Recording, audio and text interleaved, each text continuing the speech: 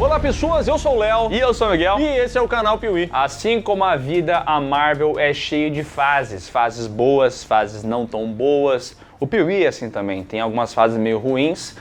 Nem gosto de lembrar muito delas, mas felizmente estamos numa fase boa e hoje vamos falar sobre 2 ótimos filmes. Eu queria poder saber quando você está nos bons e velhos tempos, antes que eles fiquem no passado. Muito bons e totalmente diferentes entre si e que vão abrir a porteira pra gente finalmente chegar naquele momento do MCU que envolve Guerra Infinita e Ultimato. Então apague as luzes do seu quarto e bora começar mais uma parte da saga MCU aqui no canal Piuí. Like Forever! Bonita manifestação. Oh, não, é que é assim, na verdade, não. Like Forever! Cara, que demais.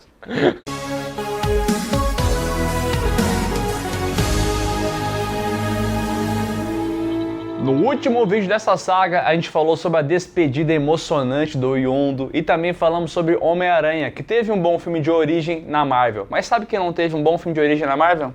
O Thor. E pra ser sincero, ele não teve um bom filme de origem e não teve nenhuma boa continuação. Sacanagem daí de vocês, hein? E sabe quem concorda em partes com isso? O diretor Alan Taylor, de Thor, O Mundo Sombrio, que falou que o filme dele foi muito modificado, que a versão que nós vimos no cinema não é o que ele estava imaginando. Essa desculpinha é muito boa, né? Tipo, eu não tô dizendo que a Marvel não mexeu no filme dele, deve ter mexido, mas deve ser muito bom tu fazer um filme dentro do universo desse da Marvel, que é conhecida por alterar projetos, porque qualquer merda que aconteça que não saia como tu gostaria, tu vai falar assim, era bem melhor. Eu não acredito nesse tipo de conversa, é tudo bobagem. Me arrisco a dizer que não tinha como consertar, mas ok, vamos aceitar que ele ficou muito incomodado, não quis voltar. Ele tinha um filme 10 de 10 no bolso, coitado. A Marvel provavelmente também não ia querer que ele retornasse, e aí quem entrou na jogada foi o neozelandês Taika Waititi, diretor conhecido por mexer muito com a comédia. E diferente do Alan Taylor, o Taika só aceitou entrar no projeto se ele tivesse total liberdade, algo muito inspirado no que ele viu que o James Gunn fez neste mesmo universo. E aí, se você pega um diretor que gosta muito de comédia e dá total liberdade a ele para fazer um filme do Thor, já dá para imaginar qual o resultado disso, né? Lançado em 2017 com direção de Taika Waititi de Jojo Rabbit e O Que Fazemos nas Sombras e roteiro de Eric Pearson de Godzilla vs Kong, também do estreante Craig Kyle, que já é um produtor mais experiente, e mais o malandro Christopher L. Yost de Thor Mundo Sombrio. Então assim, voltou um cara do Thor Mundo Sombrio aqui. Ainda bem. Tá bom ou não tá? Thor Ragnarok começa mostrando o nosso querido personagem Thor preso pelo Surtur, que era um cara poderosíssimo, que tinha um poder de fogo gigantesco, mas que tá um pouco caquético aqui, né? Puxa, você ainda tá vivo? Pensei que meu pai tivesse te matado há 500 mil de anos. Ah, e o Surtur na mitologia nórdica é o responsável por causar o Ragnarok. Não causar, mas ser o executor do Ragnarok, aquilo que é considerado o apocalipse do mundo nórdico. Então você viu Ragnarok. Porém, ele só consegue essa realização se ele unir o seu chifre com a chama eterna, que está sendo guardada por Odin. E o Thor está ali como um prisioneiro, obtendo algumas informações, mas em determinado momento é óbvio que ele parte para a brigação, chama o Mjolnir e derrota Surtur e seus demônios. Ao som de Immigrant Song do Led Zeppelin, que ficou muito marcada nesse filme e em muitos outros ao longo da história. Tal como Shrek.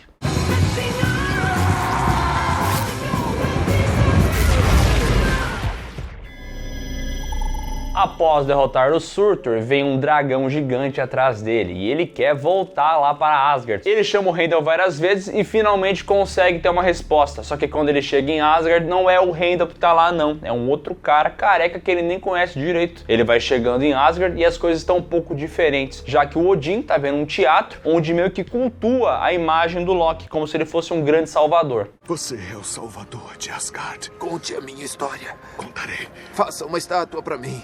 Faremos uma bela estátua para você. Basicamente, o que a gente assiste ali é uma reprodução da morte do Loki, que aqui é interpretado pelo Matt Damon. E aí o Thor, seu irmão, é interpretado pelo Luke, o irmão na vida real do Chris Hemsworth. O irmão feio do Chris Hemsworth. Coitado. É, mano, eu sou feio. Já Odin é interpretado pelo Sam Neill de Jurassic Park. E aí a gente tem toda essa presepada aqui dos três mostrando como o Loki foi um herói que acabou falecendo. E aí o Odin tá assistindo aquilo e o Thor fica tipo, cara, o que tá rolando aqui? Que interessante a peça. Como é chamada? A tragédia de Loki de Asgard. O povo queria comemorá-lo. E assim, tu precisa de 1 minuto e 40 de filme sendo rodado pra perceber que vai ter bem mais comédia que nos filmes anteriores. Inclusive quando o Surtur tá falando pro Thor que ele vai destruir Asgard, que vai ser o Ragnarok, que ele não tem como parar isso, o Thor tá preso dando uma giradinha. E daqui a pouco ele fala, espera só um pouquinho que eu vou girar de novo. Então já deixa claro que esse filme aqui vai ficar na comédia, né? E enterrarei minha grande espada em Asgard. Espera. Dá só um segundo. Se gira sozinho. Me desculpa. Isso agradou muita gente, porque como nós falamos nos 2 filmes anteriores, o Thor sofria um transtorno de personalidade. Às vezes ele era muito sério, outras vezes ele era muito bobo, aí de vez em quando ele era muito herói, e aqui o filme já adota uma personalidade muito mais cômica pro personagem, que vai seguir do início ao fim. Muita gente não gostou, esperava ver o Thor um pouco mais deus nórdico, com uma pegada mais séria, mas outras pessoas adoraram. E aí vai do seu gosto pessoal. Eu gosto. Eu gosto muito. Eu também. Por meio dessa pataquada que é esse teatro, o Thor acaba percebendo que na verdade aquele Odin ali não é o pai dele, e sim Loki que tá disfarçado. Então ele faz uma maracutaia lá pra conseguir desmascarar o seu irmão e falar pra ele assim, cadê o papai? Cadê o papai? Então verei do outro lado, irmão. Tá, eu desisto! E aí o Loki é obrigado a desembuchar e falar, olha, eu botei o papai lá num lar de idosos na Terra. Eles vão até a Terra e chegando lá, cadê o cara? Não tá mais lá. Eu juro que tinha deixado ele aqui. Thor decide então pedir ajuda a um homem sábio, e aí ele vai até o Santo Sanctorum, ao encontro do Doutor Estranho, que sabe a localização de Odin e leva o Thor até lá. Antes disso, no entanto, o Deus do Trovão vai passar ali pelo templo e vai deixar cair algumas coisas, outras ele quase vai deixar cair, e isso reforça mais uma vez a personalidade mais cômica desse Thor.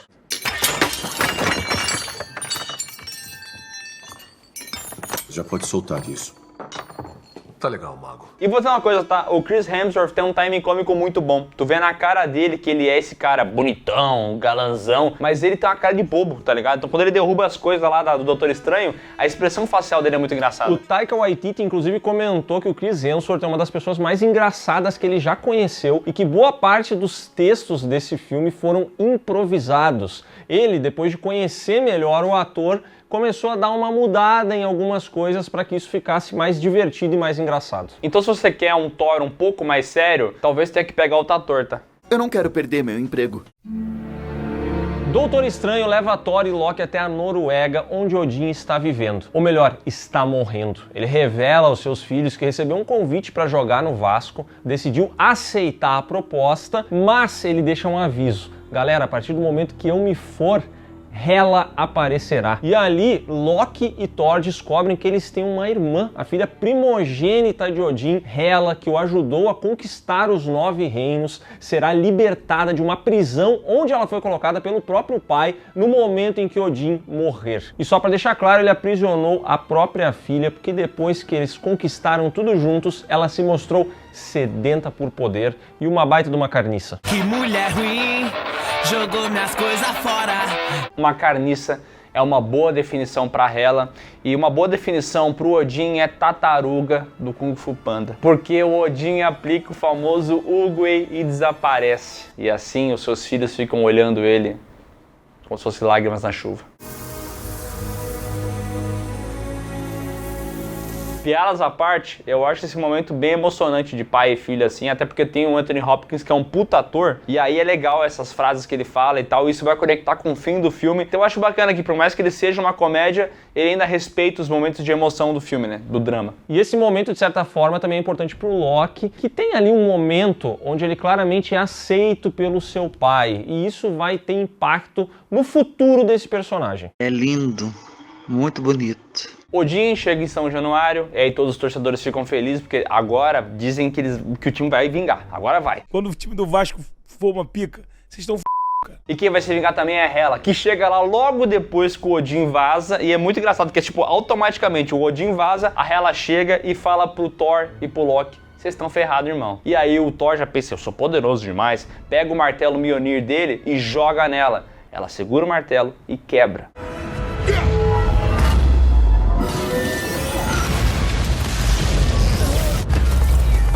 Lembrando aqui que esse martelo só quem era digno poderia segurar. E ela consegue pegar, mesmo não sendo digna, mostrando o poder dela. Chegou a patroa. Percebendo que vai dar uma merda, o Loki pede para ativar a Bifrost. Chama o Uber, né? Chama o Uber para escapar dali. Só que ela vai atrás. E no meio dessa treta, dessa viagem de Bifrost, o Thor vai parar em Sakaar. Já a Hela vai parar em Asgard. E chegando lá, eu acho adorável o que o Taika Waititi faz e os roteiristas. Porque lembra aqueles escudeiros do Thor? Que era um que era da espada, o outro do machado? Nossa, um grupo de Zé Ninguém. Ela já mata dois Zé Ninguém de primeira, você já pega e mata. E ela acaba ali contratando o Scourge, que era praticamente um zelador de Asgard, para ser o ajudante dela. Acho que é um rapaz esperto que sobrevive por instinto. Gostaria de um trabalho?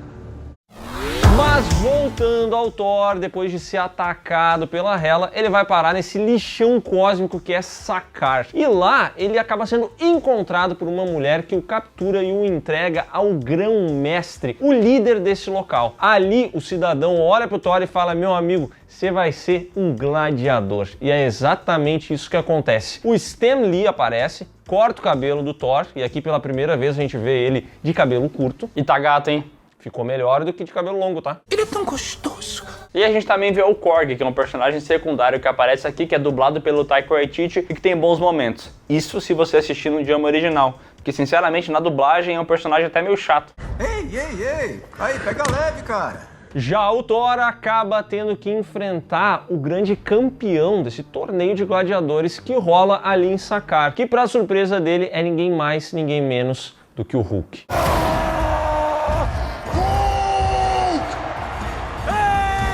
E essa cena é maravilhosa, porque quando o Thor percebe que é o Hulk, ele fica feliz e fala: ah, ele é um amigo do trabalho e tal. Fica contente, olha pra cima e tem o Loki. E quando o Loki vê o Hulk, ele fica completamente cagado, porque pra quem não tá lembrado, ele tomou uma coça do Hulk lá em Vingadores, então ele tá com trauma do Verdão.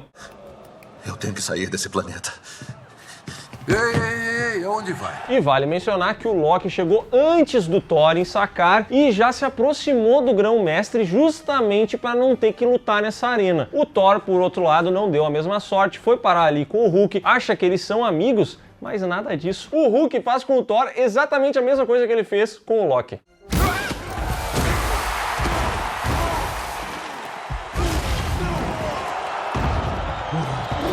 Isso porque no final de Era de Ultron nós vimos que o Hulk acabou sendo levado por uma nave. E aí, meus amigos, lá dentro, o Hulk, sendo arrastado por uma nave, ficou bastante puto, destruiu aquela nave, acabou caindo em Sakaar, onde ele ficou mais puto ainda, e de tão bravo que ele tava, ele simplesmente suprimiu Bruce Banner. Então, desde que caiu em Sakaar, não existe mais Bruce Banner, é apenas o Hulk batalhando contra aquela galera e se tornando o campeão dos gladiadores. Então prepara a meia da p...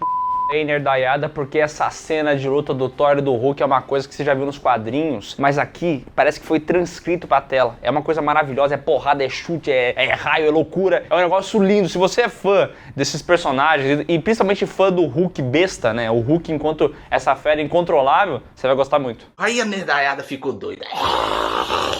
Só que nessa batalha quem se dá melhor não é a besta, é o Thor, que consegue vencer o Hulk. Mas aí o Grão-Mestre dá uma roubadinha, usa um aparelhinho de choque ali, um taser à distância, e consegue deixar o loiroso numa bad e fazer com que o Hulk seja o vencedor da batalha mais uma vez.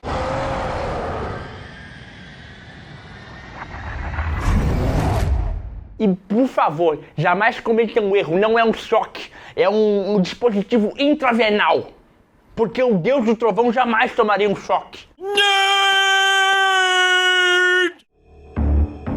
Thor é colocado num quarto junto ao Hulk e o Thor chega lá tentando conversar com o Verdão, explicando, olha, eu sou o Thor, você não tá muito lembrado e tal. Só que o Hulk aqui, ele tem a personalidade de uma criança de 7 anos, entendeu? Ele só quer saber de quebrar as coisas, ele não tá nem aí pra nada, então o Thor tem dificuldade de convencer o cara. Aliás, o humor do Hulk é uma coisa que também incomoda algumas pessoas que não gostam desse filme, já que a gente falou que na batalha o Hulk realmente é o Hulk besta, mas logo depois que ele sai de lá, a gente vê que ele é praticamente um ídolo de Sakaar, então ele é muito bem tratado, ele tem mordomias e ele tem consciência. Ele não é o Bruce Banner, mas ele tem consciência, ele aproveita as coisas, bem que nem o Miguel falou, parece uma criança, e isso deixa muita gente um pouco incomodada. É mesmo? É!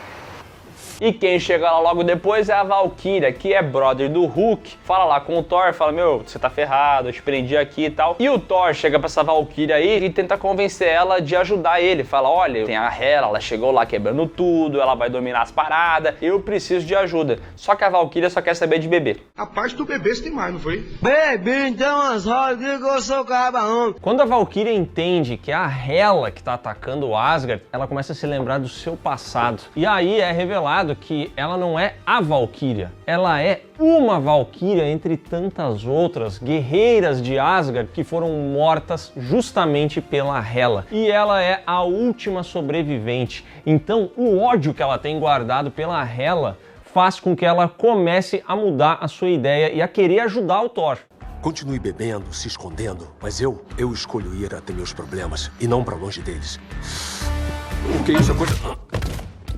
No meio desse papo, o Thor acaba descobrindo que a nave que o Hulk usou para chegar até Sakaar ainda tá ali e ela tá funcionando. Então ele dá um jeito de escapar daquele quarto, arremessa uma bola ali na parede, sai vazado, porém o Hulk vai atrás. E aí quando o Thor entra na nave, o Hulk também entra e destrói aquela nave. Só que no meio dessa parada, acidentalmente, ele aperta play num arquivo MP4. E aí começa a passar um videozinho da Viúva Negra. E nesse momento, o Bruce Banner adormecido lá, ele lembra daquele romance furrequinha, aquela coisa que foi ensaiada nos últimos filmes aí, e ele fala assim, rapaz, Natasha Romanoff, que maravilha. É meu amor! E aí ele consegue retomar o controle do seu próprio corpo. Thor, de cabelo cortado? Gostei. Obrigado. Onde a gente tá? E aí é muito engraçado que o Thor fala, pô, que legal, Bruce Banner, tamo de volta aí, mas assim, eu tô montando um time pra me ajudar lá em Asgard e eu meio que preciso do Verdão e tal, porque eu gosto muito de você é muito inteligente, mas eu tô precisando de um pouco de força bruta. Só que daí o Bruce Banner pensa, não quero voltar a ser Hulk, porque eu fico incontrolável. Então o Thor fica tentando convencer o Bruce Banner. Você tá querendo me usar pra chegar até o Hulk? O quê? Não, eu nem gosto do Hulk. Ele só fica... Smag. Enquanto isso... Eu nem gosto do Banner. Ele fica... Adoro números e ciências e sei lá. Enfim, a hipocrisia. Depois disso, a Valkyria maturou na cabeça dela aquela ideia de ajudar o Thor e aparece ali, não só oferecendo ajuda, mas principalmente trazendo o Loki como uma forma de presente, de demonstrar que ela está do lado do Loiroso. E aí, esse grupo todo iniciou uma espécie de rebelião ali em Sakaar, fazendo com que o pessoal realmente fique contra o Grão-Mestre, e eles aproveitam essa confusão para roubar uma nave e atravessar lá o Ânus do Demônio, o portal que vai tirar eles de Sakaar. É um bom nome, Ânus do Demônio, né? Excelente, né? Enquanto isso, em Asgard, a Hela já tá atacando Zaraio, acabou com todos os seus rivais políticos, libertou o Fenris, que era pra ser o Fenrir da mitologia nórdica, esse lobo gigante, e agora se proclamou rainha de tudo. Só que tem um detalhe muito curioso que a gente tem que falar sobre essa personagem. Ela é interpretada pela Cate Blanchett, que é uma atriz sensacional, uma das melhores atrizes da história, talvez, e ela tá aqui fazendo um personagem na Marvel, e a gente sabe muito bem o que acontece, geralmente, quando se pega um bom ator e é colocado na Marvel. Fica uma bosta, né? Geralmente os caras não conseguem utilizar o ator para fazer algo bom e fica só aquela sensação de potencial desperdiçado. Felizmente isso não acontece aqui, né? Agora eu estou aliviado. Não acontece mesmo porque a Hela é uma das melhores vilãs do MCU até esse momento aqui. Ela não tem um tempo de tela estrondoso, uma mega evolução, mas cara, a personagem é boa, ela é memorável desde a primeira vez que ela entra em cena, e a Cate Blanchett é importante pra isso, porque a gente já se acostumou a ver ela em alguns dramas, mas essa atriz é muito versátil. Então aqui ela realmente consegue fazer uma guerreira, e eu adoro a informação de que pra essa personagem ela até mesmo foi treinar algumas lutas. Ela fez aulas de capoeira para interpretar a Hela. E no filme ela vai ficar jogando poderzinho e não vai usar nada das aulas de capoeira dela. Mas ainda assim, baita personagem. Ah, eu acho que essa foi uma bela vitória. Chegando em Asgard já começa a lutação. O Heimdall aparece aqui para ser minimamente utilizado para ajudar uns refugiados de Asgard a chegar até uma nave, enquanto Loki, Valkyrie e Hulk batalham com outros. O Hulk tá aqui contra o Fenris, então tem essa batalha de monstro gigante. Já a Valkyrie tá metendo bala em um monte de capanga da Hela, e a Hela tá arrancando o olho do Thor. Que pena que não tem sangue essa cena. Que pena que não dava pra fazer isso, porque seria bem legal ver ele com um cortezão assim. Não, ele tá com um buraco negro no olho, até engraçado, né? Ela acertou e pum! Tão simples que até mesmo um cego veria. Só que tem um detalhe, esse tempo todo o Thor tá sem o Mjolnir, afinal de contas a Hela quebrou ele. E aí ele começa a pensar assim, rapaz, não tem como, a mulher é muito forte, a minha irmã é muito braba, eu já tô com um olho a menos, eu não tenho meu martelo. E aí ele tem uma espécie de visão, uma viagem espiritual, onde ele consegue se encontrar com Odin. E ali o Odin começa a falar pra ele que ele não pode ficar dependente desse martelo, ficar pensando nesse martelo, porque ele é o deus do trovão e não o deus do martelo. Sem meu martelo eu não consigo. Você é Thor, o deus dos martelos? E essa daqui é uma piada em um momento dramático que funciona bem demais. Funciona muito, que é o Anthony Hopkins falando isso, tá ligado? Que peso grande que essa cena tem pro personagem. E aí quando ele se recobra a consciência, ele usa o poder dele, ele lembra que ele é o deus do trovão. E aí começa a tocar Emigrant Song de novo, né? Primeiro sinal de que o Taika Waititi ia cagar com repetição de música, tá? Eles conseguem botar o povo de Asgard numa nave e vazar, só que a Hela é poderosíssima. O Thor não vai conseguir parar ela nem com a ajuda de todo mundo. E é aí que o Thor entende qual que era o lance do Surtur, o lance do Ragnarok e tal. O Ragnarok não tem que ser impedido, ele faz parte da condição natural, é uma profecia, ela tem que se concretizar. Então ele vai lá e fala pro Loki, pega o chifre do Surtur, coloca na chama eterna e assim acorda o monstrão. E é exatamente o que o Loki faz. E aí assim o Surtur se levanta com uma grande fera gigantesca, parece até um monstro de Tolkien, né? Trema os teus pés, Asgard. Eu sou o acerto de contas. E é justamente esse monstro que destrói completamente Asgard. E o Odin já tinha falado pro Loki e pro Thor que a Hela, ela meio que se alimenta das forças de Asgard. Então no momento que esse demônio surge e arrebenta Asgard, por consequência ele também destrói a Hela.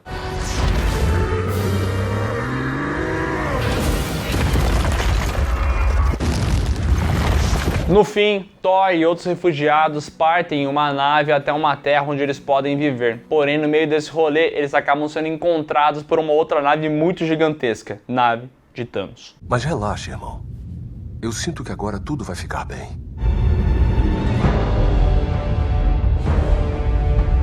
Ah, e na cena pós-créditos aparece o personagem do Jeff Goldblum, lá que era o rei de Sakaar, saindo de um canto no meio do lixo e fazendo uma piadinha meio sem graça. Não há revolução sem ter alguém destituído. Então, de nada.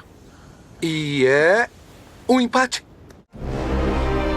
Thor Ragnarok custou 180 milhões, faturando 855. Finalmente fazendo uma cifra um pouco maior pra Marvel e mostrando que talvez esse era o caminho do personagem, né? Caminho esse que não agradou todo mundo, como a gente já falou, esse filme é bastante divisivo, tem muita gente que não gosta nem um pouco, que acha que aqui foi o início do fim do personagem Thor, mas outras pessoas, como nós, gostam muito desse filme. Ele foi muito bem avaliado na crítica, muitos elogios foram dados à direção do Taika Waititi e ao timing cômico do Chris Hemsworth, que aqui realmente faz um papel de comédia, um papel de ação, mas é sobretudo um papel de comédia e que, na minha opinião, é muito bom. Eu gosto muito desse filme, acho ele divertidíssimo e eu olhava pra ele e pensava assim, cara, aqui tá nascendo uma espécie de novo James Gunn dentro do MCU, entendeu? Um cara que vai conseguir fazer uns filmes com uma personalidade própria, até porque esse filme aqui tem também uma parte visual mais interessante que os outros dois do Thor, na minha opinião, mas também muito diferente, né?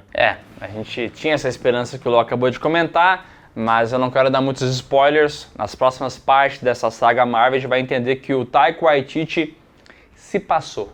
Mas antes de chegar lá, eu quero saber de vocês nos comentários. Vocês gostam desse Thor mais bobalhão, das piadas? Vocês gostam de Thor Ragnarok ou vocês desgostam? Comenta aqui embaixo.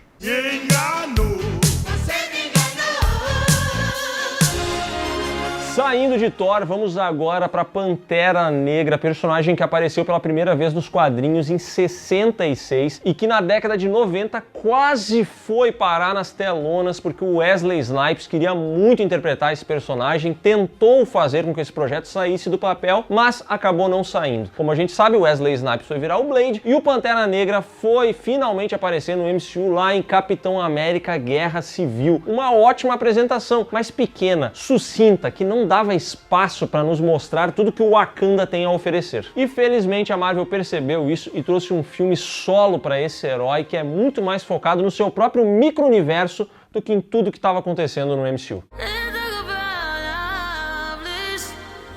Lançado em 2018 com o roteiro de Joe Robert Cole de American Crime Story e de Ryan Coogler de Creed, que também é diretor desse filme aqui, Pantera Negra começa lá em 1992 e mostra ali um distrito em Auckland, quando num prédio tem um homem vendendo armas. Ele está organizando armas que ele quer enviar para uma galera e tal, quando batem a porta dele e quem está lá?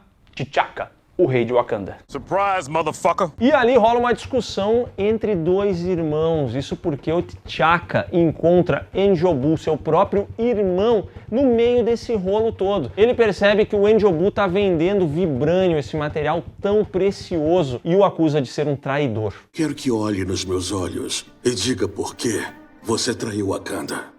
Eu não fiz nada disso. E antes de terminar essa história aí, vamos pro que é o Vibranium, o que é esse metal que é extremamente importante no universo da Marvel e tudo mais. Acontece que há muito tempo no passado, um meteoro caiu ali numa região da África e esse meteoro estava lotado de Vibranium, a substância mais forte do universo. Na verdade não foi um meteoro, foi um meteorito, mas sinceramente não sei a diferença entre meteoro, meteorito e asteroide.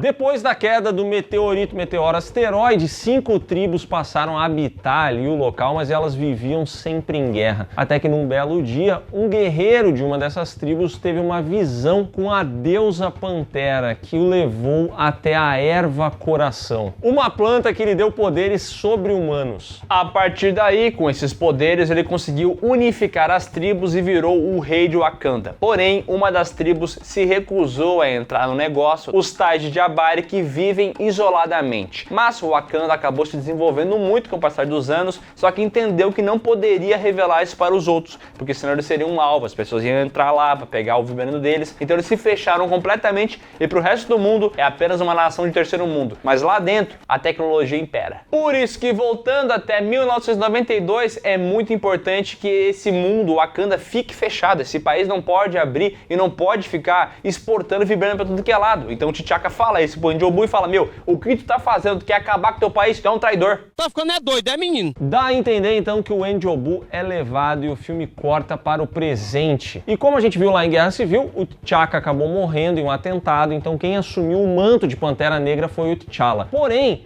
existe um ritual que precisa ser feito, um ritual para oficializar o T'Challa como Pantera Negra. E seguindo as regras de Wakanda, se alguém quiser, pode contestar a coroação de um dos Panteras. E é exatamente isso que acontece quando o líder dos Jabari, o M'Baku, desafia T'Challa. E aqui tem uma regra que é a seguinte: quando eles vão lutar nesse grande desafio para ver quem vai ser o novo rei, é preciso que o Pantera atual se liberte dos seus poderes e lute como um homem normal, sem ter nenhum tipo de habilidade sobre-humana. Então tira os poderes da erva coração do T'Challa e assim começa a batalha contra o líder do Jabari. E é uma batalha muito legal, numa cachoeira, tem porradaria, tem Brazilian Jiu-Jitsu e o T'Challa acaba vencendo. Renda-se, homem!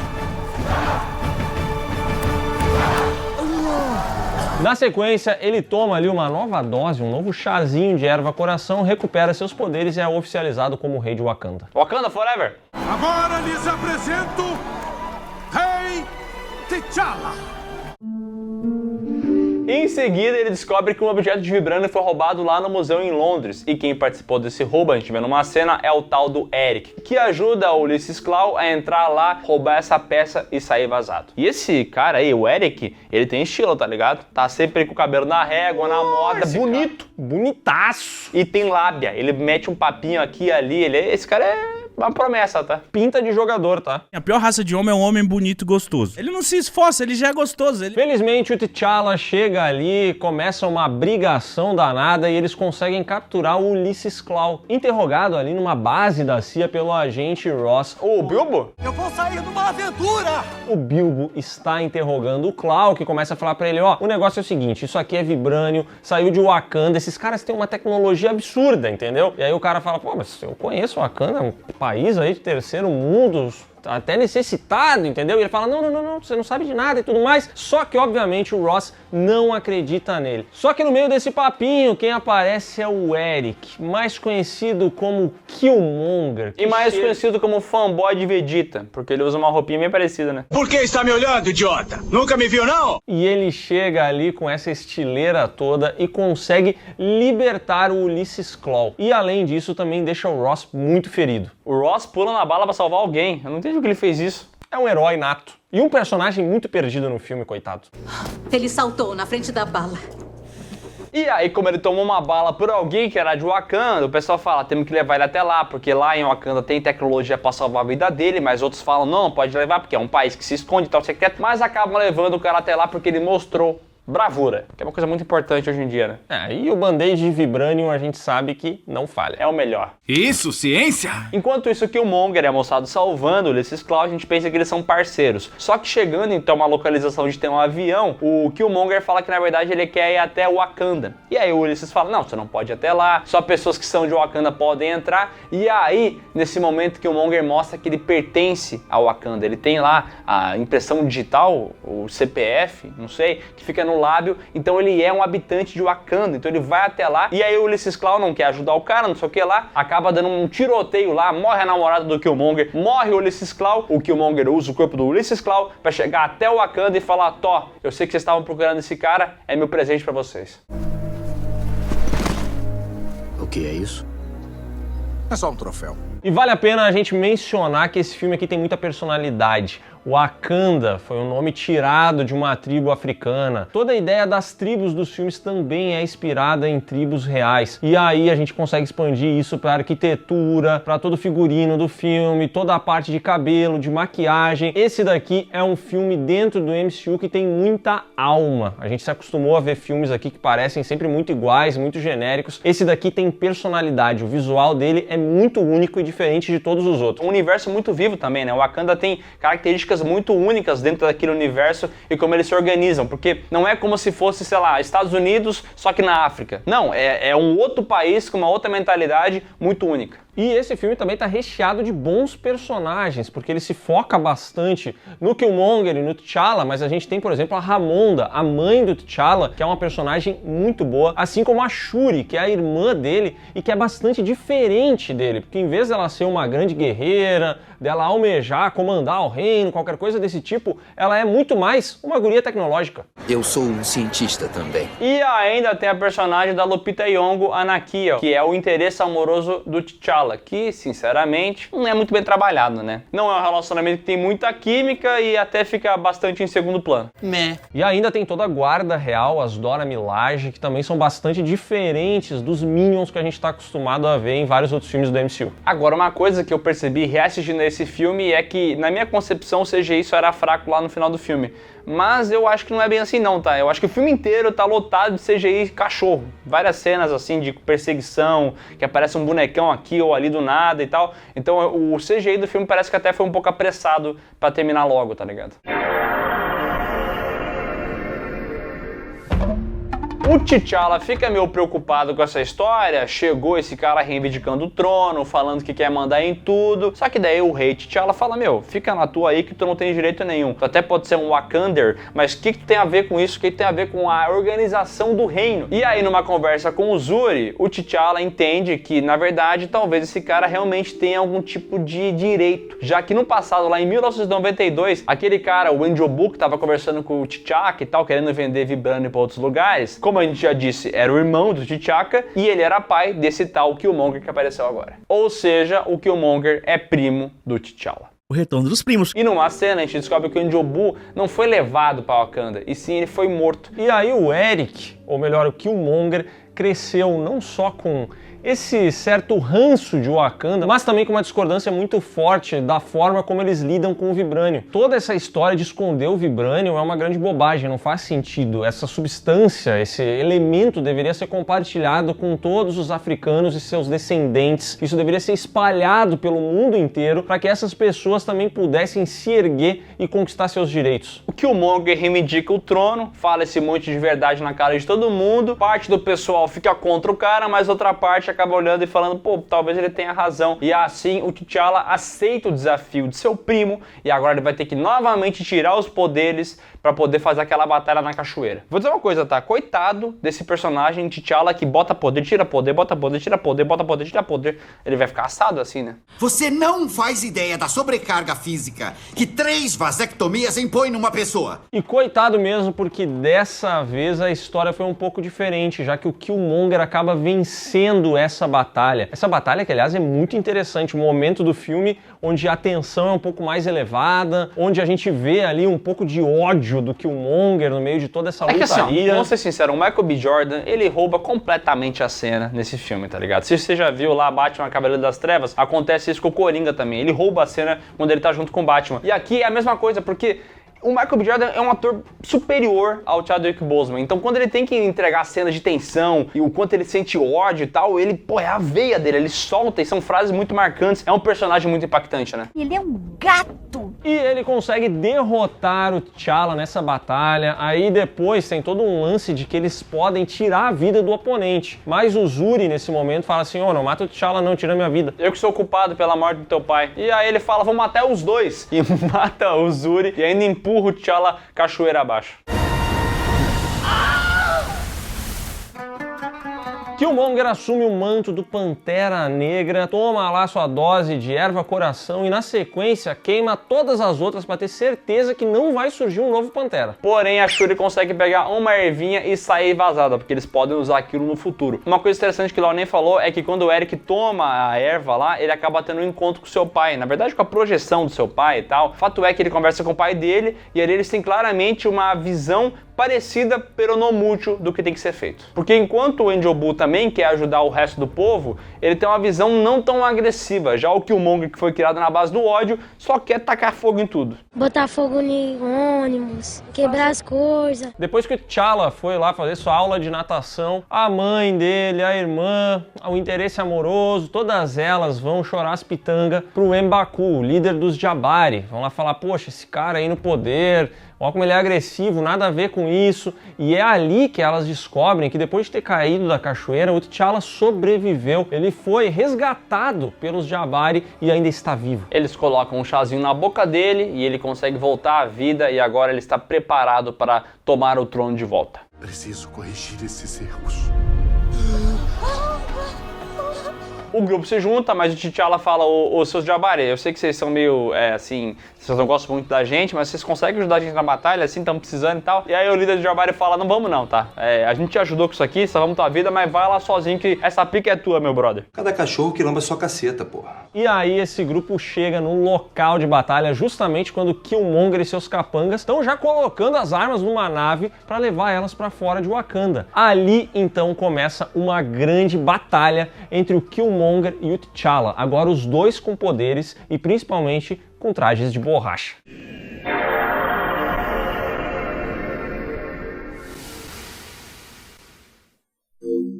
Aqui começa a cena que todo mundo lembra, que é o final PlayStation 2, onde A textura dos trajes não parece muito boa, tem várias cenas que são muito artificiais. Então assim, a batalha no final é bacana porque junta todo mundo, entendeu? Tem lá as tribos, tem a Shuri fazendo alguma coisa, tem as Dora Milaje, tem todo mundo tem algum momento na batalha que é relevante. Até o Bilbo tá lá numa nave destruindo coisa, pra ele poder ter uma participação. Porém, o Pantera e o Killmonger vão parar ali nos trilhos de um trem magnético, que é onde acontece esse momento de efeitos especiais muito abaixo da média, que realmente ficou bastante marcado. Já teve aí até canais no YouTube, como aquele Corridor Crew, que tentou melhorar essa cena, mas ela de fato acaba sendo meio que uma mancha do filme, porque ela é muito inferior ao que a gente já viu nesse próprio filme. E é uma batalha que assim não tem muito peso, porque eles ficam se batendo de um lado pro outro e tal. Eu não sei, eu até tinha falado num podcast que talvez se essa batalha fosse lá na Sala do Trono, com o trono sendo o objeto de conquista dos dois, seria mais interessante, mas eles preferiram colocar isso num ambiente muito mais artificial, que é aquele estilo de trem, com trajes artificiais, porque é tudo CGI. Então é uma cena que podia ter um puta impacto, só que acaba não tendo, né? Que show da Xuxa é esse? Mas esse impacto vem, não na luta e sim depois dela. Nessa batalha, o T'Challa consegue acertar um golpe mortal no Killmonger. E aí, vendo que o seu oponente já está completamente derrotado, ele leva o cara para olhar o pôr do sol de Wakanda, porque o pai dele falava que essa era a coisa mais linda do mundo. É muito lindo.